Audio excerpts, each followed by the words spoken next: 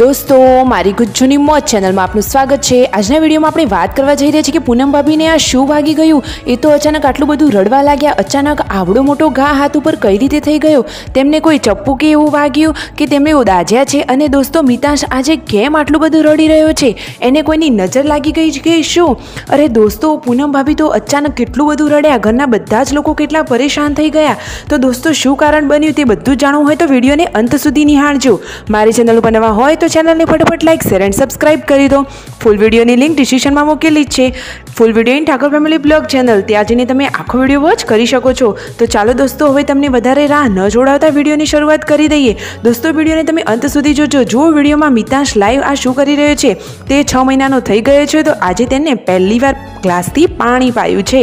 શું દોસ્તો આ 6 મહિનાનો થઈ ગયો, ખબર પણ ના પડી, શું તેને પાણી પવાય? અને દોસ્તો તમે વિડીયોમાં જુઓ તો ખરા કે આજે તો આપણા પણ રૂવાટા ઊભા થઈ જાય, આપણની આંખો પણ ભીની થઈ જાય એવો ઘટના બની ગઈ। શું થયું? પૂનમ ભાભી અચાનક કેમ રડવા લાગ્યા? તેમને હાથે શું થયું? આવડો મોટો ઘા, અરે જુઓ તો ખરા કે આખી નિશાની પડી ગઈ છે, તમે નજીકથી વિડીયોમાં નિહાળી શકો છો। અને તેમની દીકરીઓ પણ મમ્મીને પૂછી રહી છે કે મમ્મી તને શું થયું? તો વિડીયો જોઈને તમને ખ્યાલ આવ્યો કે પૂનમ ભાભીને શું થયું? તો દોસ્તો તેઓ રસોડામાં કામ કરી રહ્યા હતા અને અચાનક એકદમ ગરમ લાલ ચોળ ચમચો તેમને હાથમાં પકડી લીધો। તો જુઓ તેઓ હાથે દાઝ્યા છે, ઘણું બધું તેમને બળી રહ્યું છે।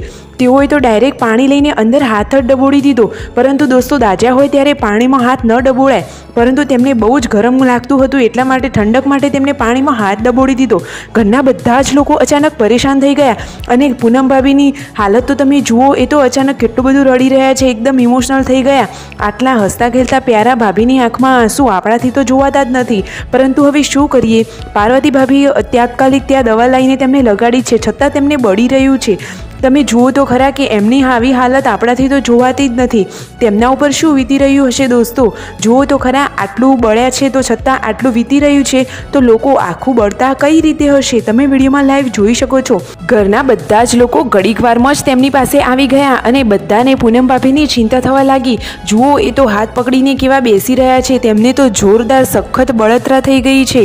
જુઓ તો ખરા કે તેઓ કેવા દાઝ્યા છે, તેમની દીકરીઓ પણ પરેશાન છે। જુઓ એમની હાલત આવી જોવાતી નથી, તેમની કેવી સ્થિતિ થઈ ગઈ છે દોસ્તો। જુઓ તો ખરા વિડીયોમાં એકદમ બધા ઇમોશનલ થઈ ગયા।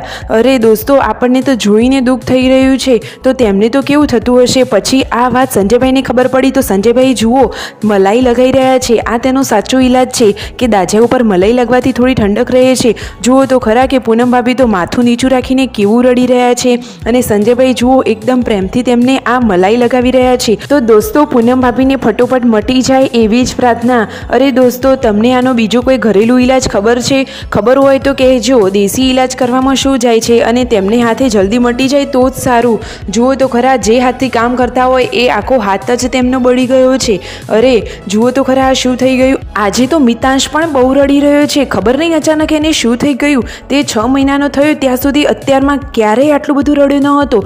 જુઓ ઘરના બધા જ લોકો મિતાંશની આજુબાજુ આવી ગયા છે। કદાચ તેને પેટમાં કોઈ પ્રોબ્લેમ હોય તો શિલ્પા ભાભી તેને દેશી ઈલાજ કે એટલે કે એના પેટ ઉપર હિંગનો લેપ લગાવી રહ્યા છે। નાના બાળકને શું થયું હોય અચાનક તો કઈ રીતે ખ્યાલ આવે? પરંતુ બિચારો મિતાંશ તો રડી રહ્યો હતો, બધા લોકો પરેશાન થઈ ગયા। પરંતુ દોસ્તો જાણવામાં એવું મળ્યું છે કે મિતાંશને તો કોઈની નજર લાગી છે, જેને દેશી આપણે ધરેટ કહીએ છીએ, એ તો એને જલ્દી સારું થઈ જાય એવી પ્રાર્થના। વિડીયો ગમે હોય તો લાઈક શેર એન્ડ સબસ્ક્રાઈબ।